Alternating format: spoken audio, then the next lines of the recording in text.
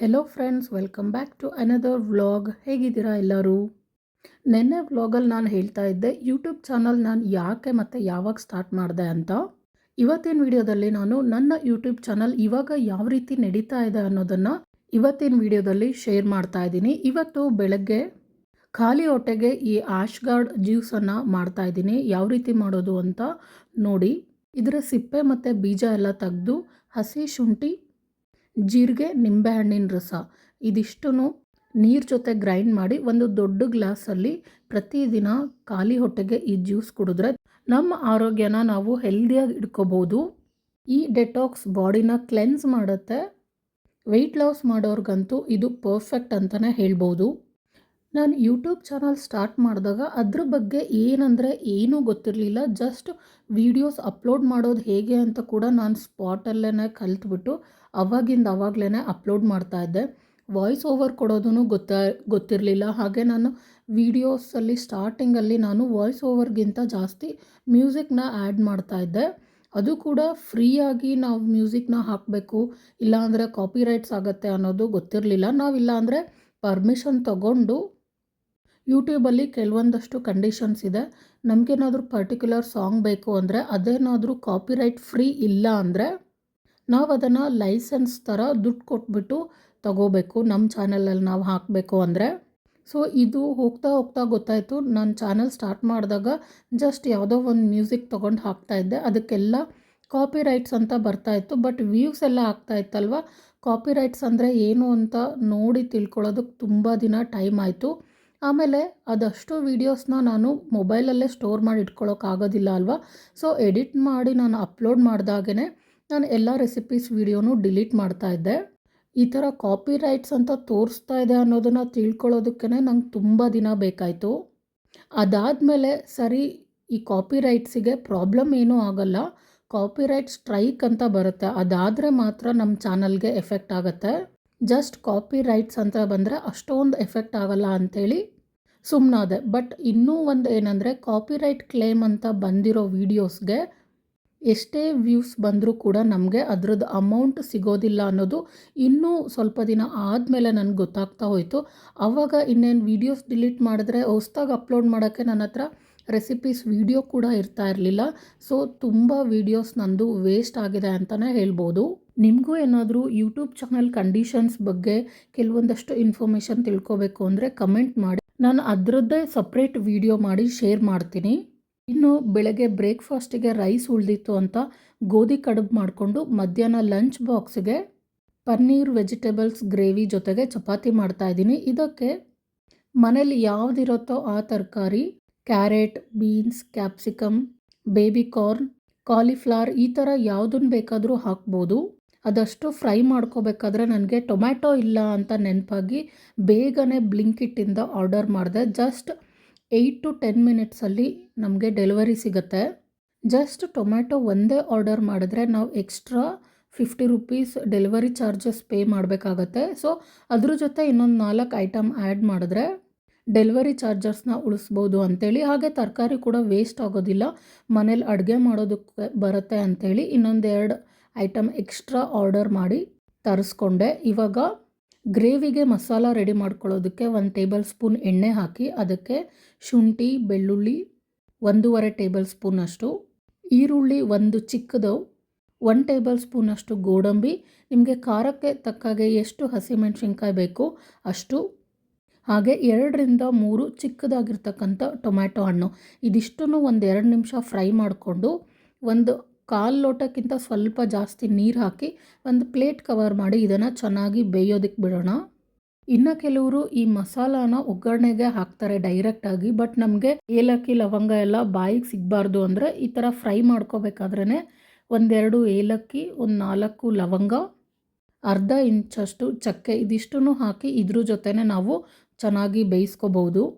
So ಇವಾಗ ನೀರೆಲ್ಲ ಕಡಿಮೆ ಆಗಿ ಫುಲ್ ಡ್ರೈ ಆಗಿದೆ. ಇವಾಗ ಸ್ಟವ್ ಆಫ್ ಮಾಡಿ ಇದನ್ನು ಕಂಪ್ಲೀಟಾಗಿ ತಣ್ಣಗಾಗೋದಕ್ಕೆ ಬಿಡೋಣ. ತಣ್ಣಗಾಗಿಲ್ಲ ಅಂದರೆ ಗ್ರೈಂಡ್ ಮಾಡಬೇಕಾದ್ರೆ ಮಿಕ್ಸಿ ಜಾರಿಂದ ಸಿಡಿಯೋದು, ಹಾಗೆ ತುಂಬ ಸಣ್ಣಗೆ ಗ್ರೈಂಡ್ ಮಾಡೋದಕ್ಕೆ ಕೂಡ ಆಗೋದಿಲ್ಲ.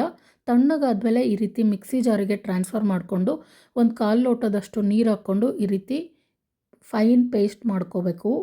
ಇವಾಗ ಒಗ್ಗರಣೆಗೆ 1 ಟೇಬಲ್ ಸ್ಪೂನ್ ಎಣ್ಣೆ, 1 ಟೇಬಲ್ ಸ್ಪೂನ್ ತುಪ್ಪ ಅಥವಾ ಬೆಣ್ಣೆ ಹಾಕ್ಕೋಬೋದು. 1 ಟೀ ಸ್ಪೂನಷ್ಟು ಖಾರದ ಪುಡಿ, 1 ಟೀ ಸ್ಪೂನಷ್ಟು ಅರಿಶಿನ ಪುಡಿ, ಕೊತ್ತಂಬರಿ ಪುಡಿ, ಜೀರಿಗೆ ಪುಡಿ ಮತ್ತು ಗರಂ ಮಸಾಲ ಅಷ್ಟನ್ನು 1 ಟೀ ಸ್ಪೂನಷ್ಟು ಹಾಕಿ ಒಂದು ಸಲ ಮಿಕ್ಸ್ ಮಾಡಬೇಕು. ಇವಾಗ ಗ್ಯಾಸ್ ಲೋ ಫ್ಲೇಮಲ್ಲೇ ಇರಬೇಕು, ಇಲ್ಲಾಂದರೆ ಖಾರದ ಪುಡಿ ಮಸಾಲ ಪುಡಿ ಎಲ್ಲ ಬರ್ನ್ ಆಗೋ ಚಾನ್ಸಸ್ ಇರುತ್ತೆ.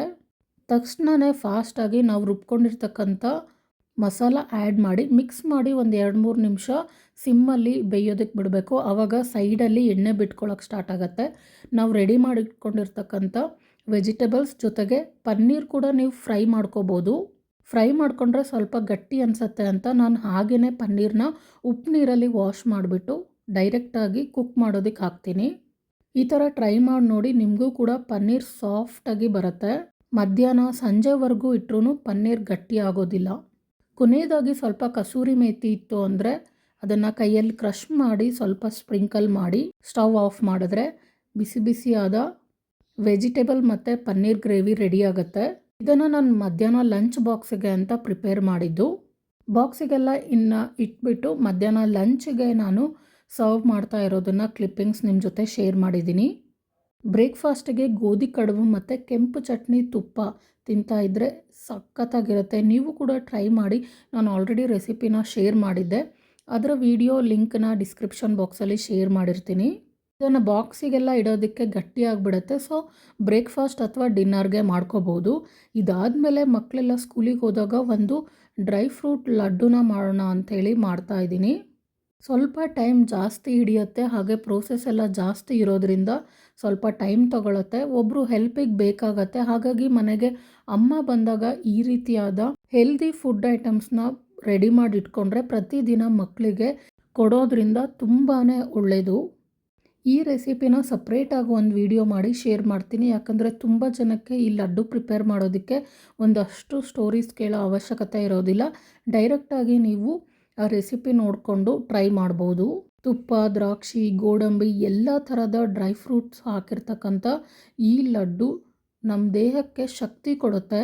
ಮಕ್ಕಳಿಗಂತೂ ವರ್ಷದಲ್ಲಿ 2-3 ಸತಿ ಈ ಥರ ಮಾಡಿಟ್ಕೊಂಡು ಒಂದು 15-20 ದಿನಗಳ ಕಾಲ ಪ್ರತಿದಿನ ಬೆಳಗ್ಗೆ ಖಾಲಿ ಹೊಟ್ಟೆಗೆ ತಿಂತಾ ಬಂದರೆ ಚಿಕ್ಕ ಮಕ್ಕಳಿಂದ ಹಿಡಿದು ವಯಸ್ಸಾಗಿರೋರ್ವರೆಗೂ ಇದನ್ನು ತಿನ್ನಬೇಕು. ಆರೋಗ್ಯಕ್ಕೆ ತುಂಬಾ ಒಳ್ಳೆಯದು.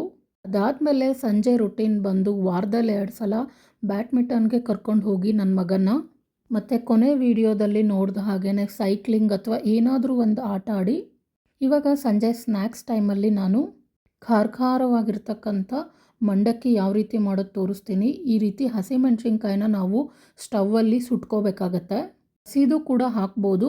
1 ಟೇಬಲ್ ಸ್ಪೂನ್ ಬೆಳ್ಳುಳ್ಳಿ, 1 ಟೀ ಸ್ಪೂನ್ ಜೀರಿಗೆ, 1 ಟೀ ಸ್ಪೂನ್ ಉಪ್ಪು, ಒಂದು 4 ಟೇಬಲ್ ಸ್ಪೂನಷ್ಟು ಕೊತ್ತಂಬರಿ ಸೊಪ್ಪು, ಇದಿಷ್ಟೂ ನೀಟಾಗಿ ಸಣ್ಣಕ್ಕೆ ಜಜ್ಕೋಬೇಕು. ಈ ಥರ ಕುಟ್ಟಿ ಮಾಡಿರೋದಂದರೆ ಟೇಸ್ಟ್ ತುಂಬ ಚೆನ್ನಾಗಿರುತ್ತೆ. ನಿಮಗೆ ಟೈಮ್ ಇಲ್ಲ ಅಂದರೆ ಮಿಕ್ಸಿ ಜಾರಲ್ಲಿ ಚಿಕ್ಕದ್ರಲ್ಲಿ ಗ್ರೈಂಡ್ ಮಾಡ್ಕೋಬೋದು. ಈ ಥರ ಜಾಸ್ತಿ ಮಾಡಿಟ್ಕೊಂಡ್ರೆ ಈ ಥರದ್ದು ಒಂಥರ ಹಸಿಮೆಣ್ಸಿನ್ಕಾಯಿ ಚಟ್ನಿ ಥರನೇ ಆಗುತ್ತಿದ್ದು. ಇದನ್ನು ರೊಟ್ಟಿಗೂ ಸಖತ್ ಒಳ್ಳೆ ಕಾಂಬಿನೇಷನ್ ಅಂತಲೇ ಹೇಳ್ಬೋದು. ಇವಾಗ ಇದನ್ನು ಗರಿ ಗರಿ ಮಂಡಕ್ಕಿ ಅಥವಾ ಕೆಲವರು ಇದನ್ನು ಪೂರಿ ಅಂತ ಕೂಡ ಕರಿತೀರ. ಇದಕ್ಕೆ ಮಿಕ್ಸ್ ಮಾಡ್ಕೋಬೇಕು. ಇದಕ್ಕೆ ಸ್ವಲ್ಪ ಕರ್ದಿರ್ತಕ್ಕಂಥ ಎಣ್ಣೆ, ಅಂದರೆ ಹಪ್ಪಳ ಸಂಡಿಗೆ ಏನಾದರೂ ಕರ್ದಿರೋದಿರುತ್ತಲ್ಲ ಎಣ್ಣೆ, ಇಲ್ಲಾಂದರೆ ಸ್ವಲ್ಪ ಬಿಸಿ ಮಾಡಿ ಕೂಡ ಹಾಕ್ಬೋದು. ನಾನು ಮರ್ತುಬಿಟ್ಟು ಈರುಳ್ಳಿ ಆ್ಯಡ್ ಮಾಡ್ತಾ ಇದ್ದೆ. ಮಕ್ಕಳಿಗೆ ಈರುಳ್ಳಿ ತಿನ್ನೋದಿಲ್ಲ, ಹಸಿ ಇದು. ಸೊ ಹಾಗಾಗಿ ಸಪ್ರೇಟಾಗಿ ತೆಗ್ದಿಟ್ಬಿಟ್ಟು ಆಮೇಲೆ ನಾನು ಹಸಿ ಈರುಳ್ಳಿನ ಮಿಕ್ಸ್ ಮಾಡ್ತಾಯಿದ್ದೀನಿ. ಕೊತ್ತಂಬರಿ ಸೊಪ್ಪೆಲ್ಲ ಆಲ್ರೆಡಿ ಹಾಕಿರೋದ್ರಿಂದ ಮತ್ತೆ ಹಾಕೋ ಅವಶ್ಯಕತೆ ಇರೋದಿಲ್ಲ. ಜಾಸ್ತಿ ಖಾರ ತಿನ್ನೋರು ರೆಡಿ ಮಾಡಿ ಇಟ್ಕೊಂಡಿರ್ತಕ್ಕಂಥ ಚಟ್ನಿನ ಜಾಸ್ತಿ ಹಾಕ್ಕೊಳ್ಳಿ. ಮೀಡಿಯಮ್ ಸ್ಪೈಸಿ ಅಂದರೆ ನಿಮ್ಗೆ ಯಾವ ರೀತಿ ಬೇಕೋ ಆ ಥರ ಮಾಡ್ಕೋಬೋದು. ನೋಡೋದಕ್ಕೆ ಸಿಂಪಲಾಗಿ ಕಾಣಿಸ್ತಾ ಇದೆ, ಬಟ್ ಟೇಸ್ಟ್ ಮಾತ್ರ ಸಖತ್ತಾಗಿರುತ್ತೆ. ನೀವು ಮಾಡಿದ್ರೆ ವಾರಕ್ಕೆ 2 ಸತಿ ಅಂತೂ ಮಾಡ್ಕೊಂಡು ತಿಂತೀರಾ. ಟ್ರೈ ಮಾಡಿ ನೋಡಿ. ಬೇಕು ಅಂದರೆ ಇದಕ್ಕೆ ಮೇಲ್ಗಡೆ ಸ್ವಲ್ಪ ಖಾರನ ಹಾಕ್ಕೋಬೋದು, ಹಾಗೆ ಕೂಡ ತಿನ್ಬೋದು. ತುಂಬಾ ಚೆನ್ನಾಗಿರುತ್ತೆ.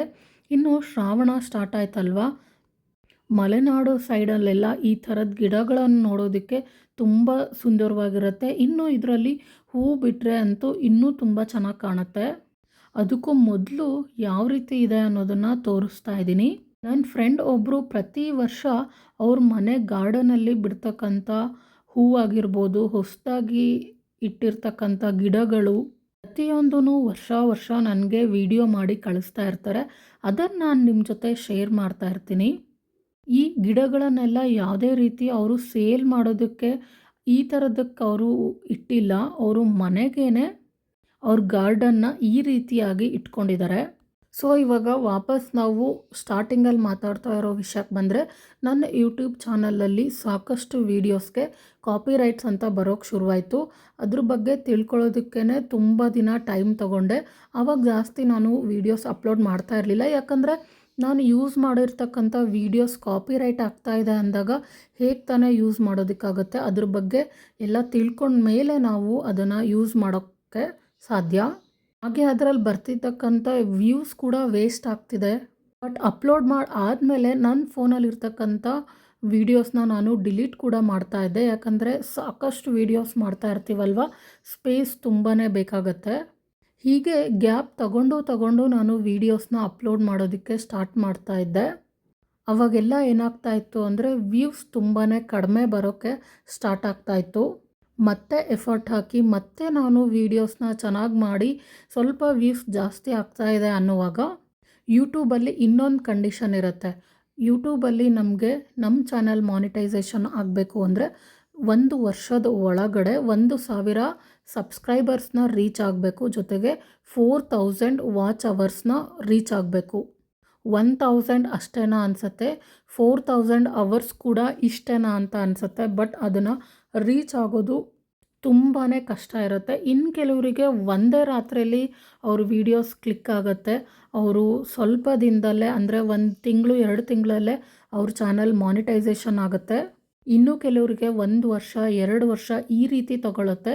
ನಾನು ರೆಗ್ಯುಲರಾಗಿ ವೀಡಿಯೋಸ್ ಅಪ್ಲೋಡ್ ಮಾಡ್ತಾ ಇರಲಿಲ್ಲ. ಹಾಗಾಗಿ ನನ್ನ ಚಾನಲ್ ಕೂಡ 1.5 ವರ್ಷ ಬೇಕಾಯಿತು ಚಾನಲ್ ಮಾನಿಟೈಸೇಷನ್ ಆಗೋದಕ್ಕೆ. ಅದಾದಮೇಲೆ ಇವಾಗ ಇನ್ನೊಂದು ಚಾಲೆಂಜ್ ಇರುತ್ತೆ. ಮಾನಿಟೈಸೇಷನ್ ಆಗಿ ನಮಗೆ ಇಷ್ಟು ವ್ಯೂಸಿಗೆ ಇಷ್ಟು ದುಡ್ಡು ಬರ್ತಾ ಇದೆ ಅನ್ನುವಾಗ ನಾವು ಅಮೌಂಟ್ನ ತಗೊಳ್ಳೋದಕ್ಕಾಗೋದಿಲ್ಲ. $100ನ ರೀಚ್ ಆಗಬೇಕು ಅನ್ನೋ ಕಂಡೀಷನ್ ಕೂಡ ಇರುತ್ತೆ. ಅಲ್ಲಿವರೆಗೂ ಯಾವುದೇ ರೀತಿ ಅಮೌಂಟ್ ನಮ್ಮ ಕೈಗೆ ಸಿಗೋದಿಲ್ಲ. ಅದು 1 ತಿಂಗಳೇ ಆಗಲಿ 2 ತಿಂಗಳೇ ಆಗಲಿ $100 ರೀಚ್ ಆದಮೇಲೆ ಅಮೌಂಟ್ ನಮಗೆ ಸಿಗೋದು.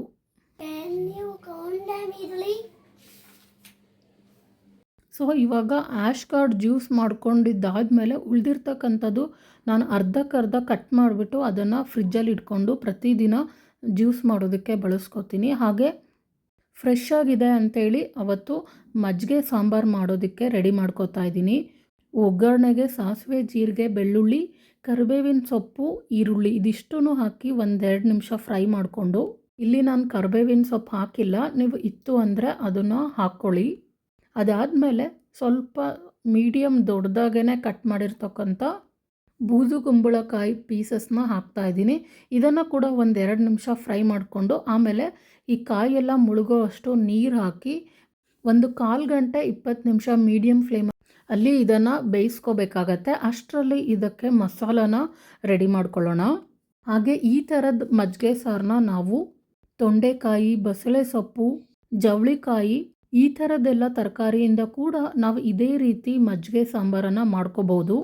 ಇವಾಗ ಫ್ರೈ ಮಾಡ್ಕೊಳ್ಳೋದಕ್ಕೆ 1 ಟೀ ಸ್ಪೂನಷ್ಟು ಎಣ್ಣೆ, ಮೀಡಿಯಮ್ ಸ್ಪೈಸಿ ಇರೋದ್ರಿಂದ 7-8 ಚಿಕ್ಕದಾಗಿರೋ ಹಸಿಮೆಣಸಿನ್ಕಾಯಿ, 1 ಟೇಬಲ್ ಸ್ಪೂನ್ ಬೆಳ್ಳುಳ್ಳಿ, 1 ಟೀ ಸ್ಪೂನ್ ಜೀರಿಗೆ, 2 ಟೀ ಸ್ಪೂನ್ ಕೊತ್ತಂಬರಿ ಕಾಳು ಇದಿಷ್ಟು ಮೀಡಿಯಮ್ ಫ್ಲೇಮಲ್ಲಿ ಫ್ರೈ ಮಾಡಿಕೊಂಡು ಇದು ತಣ್ಣಗಾಗೋವರೆಗೂ ಹಾಗೆ ಬಿಡೋಣ. ಒಂದು ಮಿಕ್ಸಿ ಜಾರಿಗೆ 1.5 ಇಂಚಷ್ಟು ಶುಂಠಿ ಮತ್ತು ಕಾಯಿ ತುರಿ, ನಾನಿಲ್ಲಿ ಕಾಯಿನ ಕಟ್ ಮಾಡ್ಕೊಂಡಿರೋದು ಆ್ಯಡ್ ಮಾಡ್ತಾಯಿದ್ದೀನಿ. ಹಾಗೆ ನಾವು ಈ ಸಾಂಬಾರು ಮಾಡ್ತಾಯಿದ್ದೀವಿ ಅಂದರೆ ಒಂದು 2 ಅವರ್ಸ್ ಮುಂಚೆ ನೆನೆಸಿಟ್ಟಿರ್ತಕ್ಕಂಥ 1 ಟೀ ಸ್ಪೂನ್ ಅಕ್ಕಿ, 1 ಟೀ ಸ್ಪೂನ್ ಉದ್ದಿನಬೇಳೆ ಇದನ್ನು ನೀರೆಲ್ಲ ತೆಗೆದ್ಬಿಟ್ಟು ನಾನು ಮಿಕ್ಸಿ ಜಾರ್ಗೆ ಆ್ಯಡ್ ಮಾಡ್ತಾಯಿದ್ದೀನಿ. ಇದಾದಮೇಲೆ ಅಷ್ಟರಲ್ಲಿ ನಮಗೆ ಫ್ರೈ ಮಾಡಿ ಇಟ್ಕೊಂಡಿರ್ತಕ್ಕಂಥ ಹಸಿಮೆಣಸಿನ್ಕಾಯಿ ಎಲ್ಲ ತಣ್ಣಗಾಗಿರುತ್ತೆ, ಅದನ್ನು ಕೂಡ ಇದಕ್ಕೆ ಆ್ಯಡ್ ಮಾಡ್ತಾಯಿದ್ದೀನಿ. ಅರ್ಧ ಟೀ ಸ್ಪೂನಷ್ಟು ಅರಿಶಿಣ ಪುಡಿ, ಕೊತ್ತಂಬರಿ ಸೊಪ್ಪು 4-5 ಟೇಬಲ್ ಸ್ಪೂನ್, ಕೊನೆಯದಾಗಿ ಅಕ್ಕಿ ಹಿಟ್ಟು 2-3 ಟೇಬಲ್ ಸ್ಪೂನ್ ಹಾಕ್ಕೋಬೇಕಾಗತ್ತೆ. ಇದು ಸಾಂಬಾರು ಸ್ವಲ್ಪ ಥಿಕ್ನೆಸ್ ಜಾಸ್ತಿ ಬರಲಿ ಅಂತ. ಇದನ್ನು ಸ್ಕಿಪ್ ಮಾಡೋರು ಸ್ಕಿಪ್ ಕೂಡ ಮಾಡ್ಬೋದು. ಫಸ್ಟ್ ಹಾಗೆ ಡ್ರೈ ಗ್ರೈಂಡ್ ಮಾಡಿಕೊಂಡು ಆಮೇಲೆ ಸ್ವಲ್ಪ ಸ್ವಲ್ಪನೇ ನೀರು ಹಾಕ್ತಾ ಈ ರೀತಿ ಯಾವುದೇ ರೀತಿ ಕಾಯಿ ಎಲ್ಲ ಸಿಗದೇ ಇರೋ ಹಾಗೆ ನುಣ್ಣಗೆ ರುಬ್ಕೋಬೇಕಾಗತ್ತೆ. ಅದಾದಮೇಲೆ ಸುಮಾರು ಒಂದು 2 ಲೋಟದಷ್ಟು ಮಜ್ಜಿಗೆ ಕೂಡ ರೆಡಿ ಮಾಡಿಟ್ಕೋಬೇಕು. ಮಳೆಗಾಲ ಆಗಿರೋದ್ರಿಂದ ಪತ್ರೊಡೆ ಕೂಡ ಮಾಡಿದ್ದಿತ್ತು, ಅದನ್ನು ಕೂಡ ಊಟದ ಟೈಮಿಗೆ ಫ್ರೈ ಮಾಡ್ಕೋತಾ ಇದ್ವಿ. ಸೊ ಇವಾಗ ಅಷ್ಟರಲ್ಲಿ ನಮಗೆ ಬೂದುಗುಂಬಳಕಾಯಿ ಎಲ್ಲ ಬೆಂದಿರುತ್ತೆ. ಅದಕ್ಕೆ ಮಜ್ಜಿಗೆ ಹಾಗೆ ನಾವು ರೆಡಿ ಮಾಡಿಟ್ಕೊಂಡಿರ್ತಕ್ಕಂಥ ಮಸಾಲ, ದಪ್ಪ ಉಪ್ಪು ಇದಿಷ್ಟನ್ನು ಹಾಕಿ ಚೆನ್ನಾಗಿ ಮಿಕ್ಸ್ ಮಾಡಬೇಕು.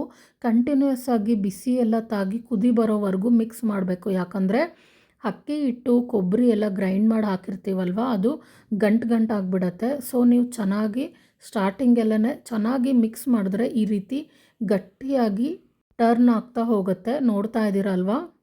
ನಿಮಗೇನಾದರೂ ಖಾರವಾಗಿ ಅಥವಾ ಗಂಟ್ಲು ಏನಾದರೂ ಕೆಟ್ಟಿದೆ ಅಂದರೆ ಆವಾಗ ಈ ಥರದ ಮಜ್ಜಿಗೆ ಸಾರು ಮಾಡಿಕೊಂಡು ನೀವು ಗ್ರೈಂಡ್ ಮಾಡುವಾಗ ಒಂದು 5ರಿಂದ 6 ಕಾಳುಮೆಣಸು ಅಥವಾ ಸಾಂಬಾರ್ಗೆ ಕಾಳುಮೆಣಸಿನ ಪುಡಿ ಕೂಡ ಹಾಕ್ಕೊಂಡು ಬಿಸಿ ಬಿಸಿ ಮುದ್ದೆ ಜೊತೆ ಈ ರೀತಿ ಮಜ್ಜಿಗೆ ಸಾರು, ಅನ್ನ ಅಥವಾ ಮುದ್ದೆ ಎಲ್ಲ ಊಟ ಮಾಡಿದ್ರೆ ತುಂಬಾ ರುಚಿಯಾಗಿರುತ್ತೆ. ನೀವು ಕೂಡ ಟ್ರೈ ಮಾಡಿ. ಸೊ ಈ ವಿಡಿಯೋ ಇಲ್ಲಿಗೆ ಮುಗಿಸ್ತಾ ಇದ್ದೀನಿ. ಯಾವ ರೀತಿ ಬಂತು ಅಂತ ಕಮೆಂಟ್ ಮಾಡಿ ತಿಳಿಸಿ. ಮುಂದಿನ ವಿಡಿಯೋದಲ್ಲಿ ಮತ್ತೆ ಸಿಗ್ತೀನಿ. Take care friends. ಬಾಯ್.